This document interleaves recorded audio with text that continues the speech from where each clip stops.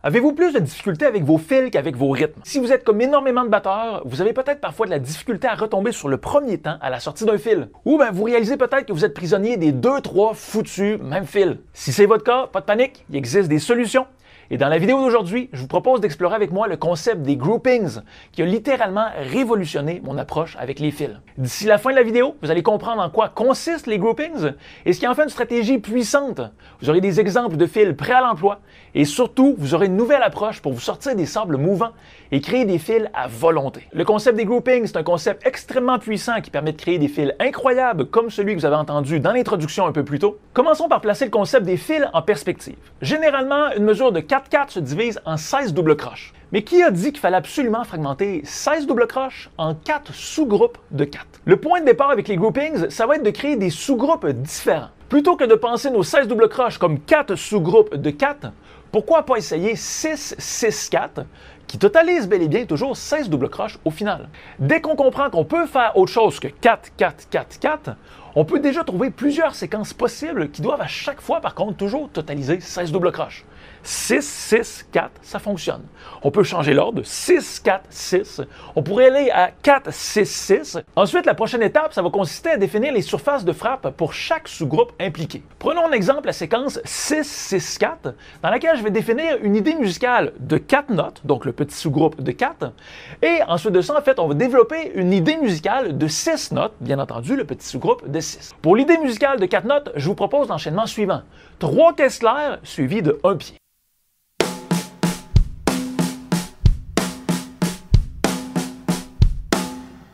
Pour l'idée de 6 notes, je vous propose les mêmes 4 notes auxquelles on ajoute 2 caisses claires accentuées, ce qui nous donne la séquence suivante. Droite, gauche, gauche, donc 3 caisses claires, le kick avec le pied, et on revient sur la caisse claire, droite, gauche.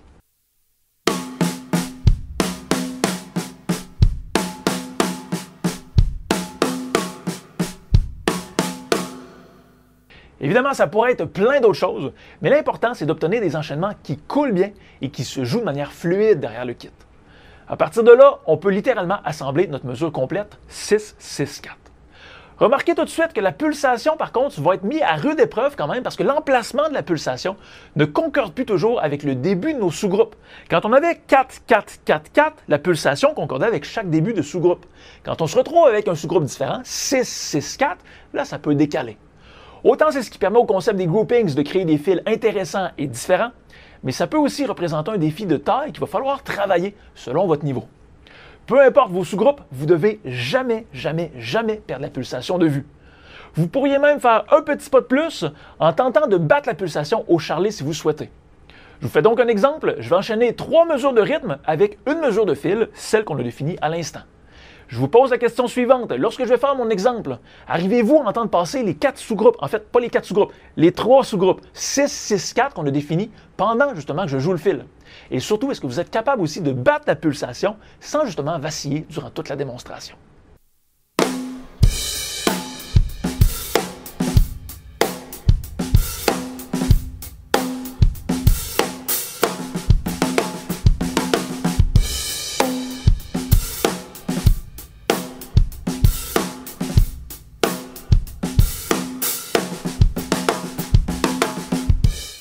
Un des grands avantages d'utiliser le concept des groupings, c'est qu'il permet d'obtenir des fils musicalement intéressants. Parce que la répétition, en fait, de nos groupes, la répétition d'une même idée musicale dans un fil, eh bien, c'est détectable à l'oreille. Même inconsciemment, en fait, pour un néophyte qui ne connaît rien à la musique. Ça crée une forme d'effet « Ah, tiens, c'est drôle, j'ai l'impression d'avoir déjà entendu cette idée-là, ça me semble familier ». Une fois qu'on comprend ça, on pourrait très bien garder les mêmes idées musicales de 4 et de 6 coups qu'on a définis il y a un instant, mais changer l'ordre de notre séquence pour obtenir rapidement des nouveaux fils. Au lieu de 6-6-4, on pourrait avoir 6-4-6.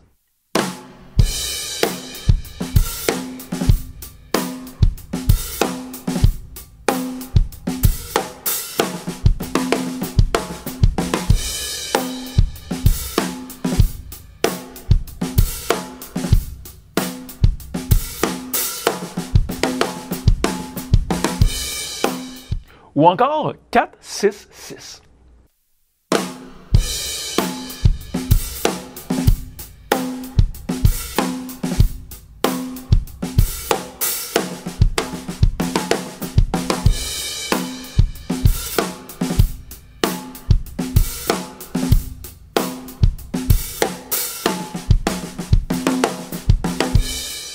J'espère que vous percevez déjà à ce stade le potentiel des groupings.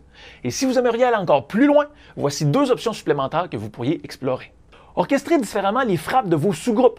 Ainsi, le sous-groupe de 4 pourrait devenir caisse claire, tome 1, floor tom et grosse caisse.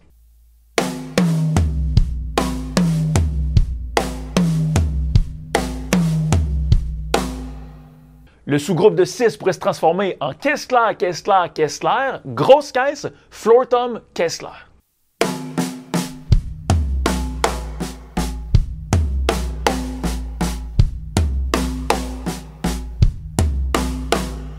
Ou encore, caisse claire, caisse claire, caisse claire, kick, tome 1, tome 1.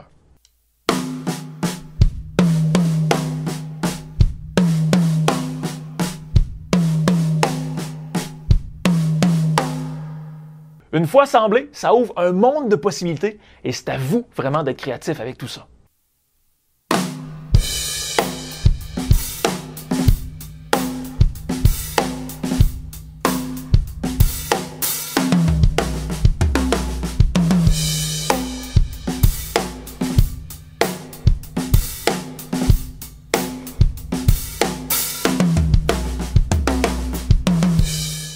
La deuxième option pour pousser plus loin, ce serait de modifier les débits de notes.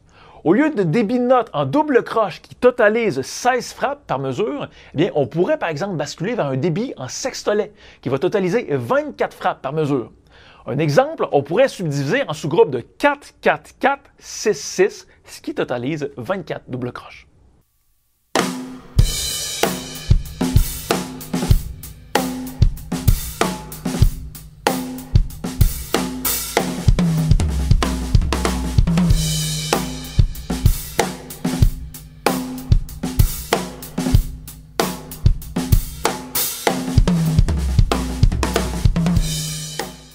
On pourrait même se permettre d'aller encore plus loin en triple croche cette fois-ci pour un total de 32 notes par mesure. Ça exploitait les sous-groupes suivants.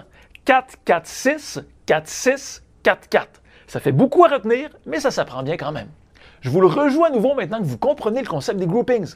Vous allez le retrouver également en fait dans les partitions offertes en téléchargement gratuit.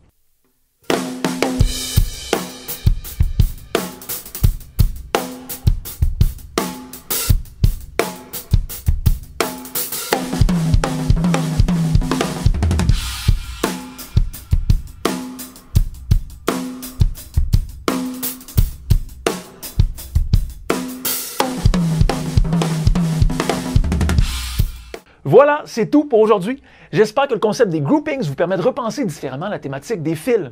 Et voici donc un récapitulatif des étapes qu'on a traversées ensemble aujourd'hui. Il faut d'abord comprendre qu'on peut diviser une mesure en sous-groupes irréguliers. C'est ce qu'on a fait avec la séquence en double croche 6, 6, 4. Ensuite, on a prédéfini des idées musicales pour chaque sous-groupe impliqué.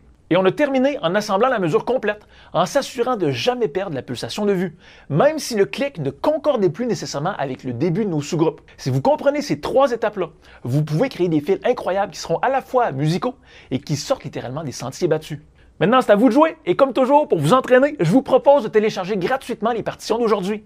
Utilisez simplement le lien dans la description pour tout obtenir gratuitement. Si vous avez appris quelque chose avec moi aujourd'hui, je vous invite à me le laisser savoir en commentaire sous la vidéo. Je vous souhaite à tous un très bon entraînement avec tout ça. Amusez-vous et on se retrouve très vite pour la suite. Bye bye tout le monde.